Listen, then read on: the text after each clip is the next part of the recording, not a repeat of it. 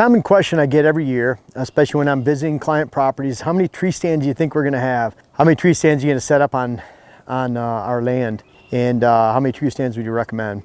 It really goes back to the more of a foundation of movement you have where you're protecting a core sanctuary on the property.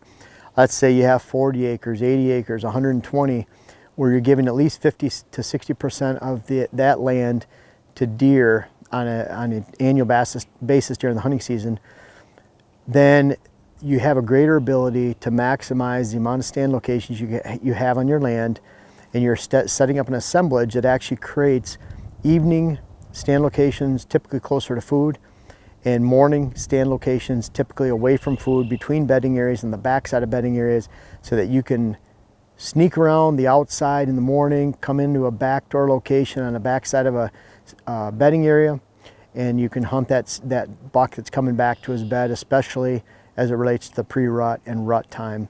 And you can create that assemblage of stands if you have that food, layering, doe bedding area next to the food, and then the more does you pull towards that food source, whatever side of your land it's on, then the more you create opportunity for bucks in the back. And when you do that, you create the opportunity for stand locations. Pretty consistently, there's not a tree stand per acre that you should have, or a number of tree stands per acre on your land.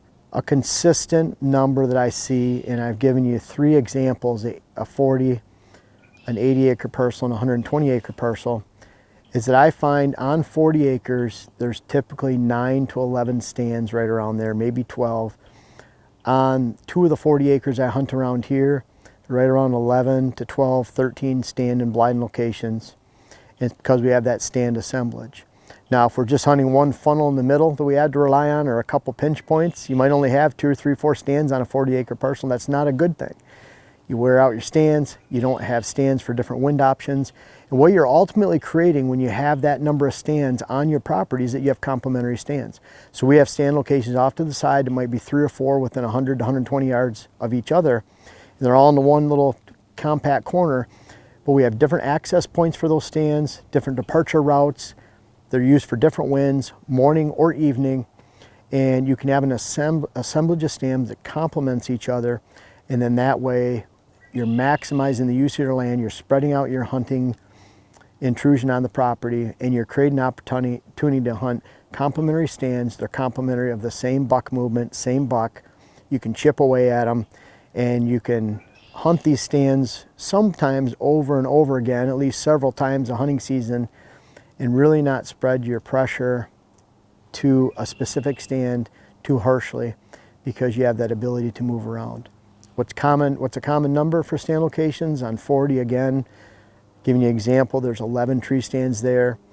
On the 80 acre parcel, there's 13 tree stands, which includes 4 double sets of bow stands and gun stands, meaning you're watching the same movement for a bow stand, but you're a lot closer. Then you back off for a gun stand location, so you can hunt it over and over again without intruding on that location. And then on a 120 acre parcel, there's 17 stand locations.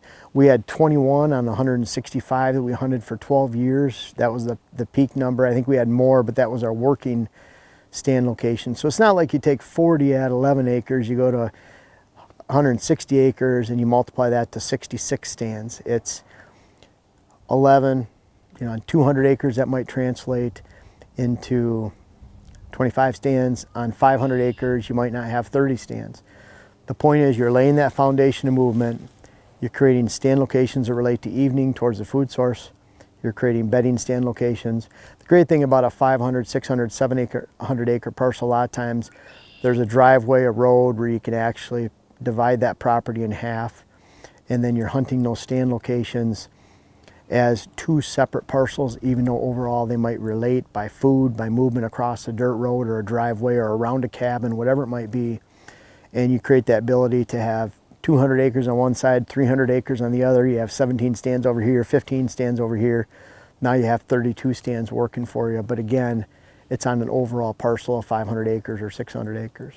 The number of stands that you have that you can maximize is directly reflective of the quality of your habitat improvement on your small parcel, and your ability to create a core area that also includes bedding areas, food sources, deer travel route, deer water holes, mock scrapes, whatever it might be.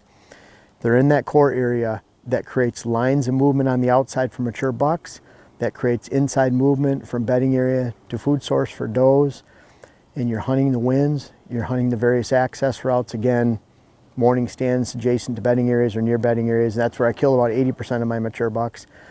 And then you're hunting those evening food sources, food source movements that might include a mock scrape, water hole combination. And really, the number of stands on your property, if you only have 3 or 4 for 40 acres, that's not enough. At the same time, you certainly don't need 20. You don't need 50 for a 200-acre parcel.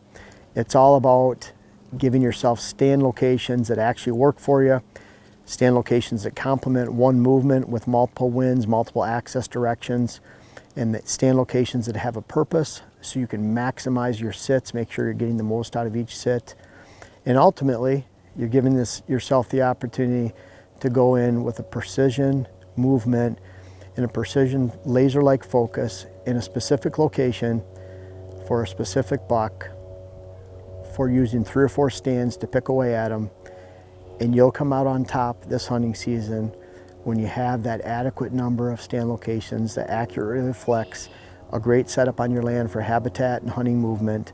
Let's face it, when it boils down to it, hunting and how you hunt the land is the lowest hole in the bucket.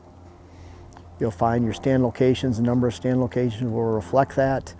And if you give yourself an option, give yourself several options to hunt with all season long, then you can chip away non-invasively on a buck. And you'll find, this is a golden rule. Always think about this.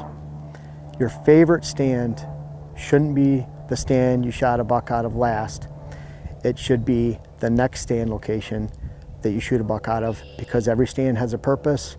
Give yourself the appropriate number for the size parcel that you have, and you can have a great hunt and manage a great herd this fall.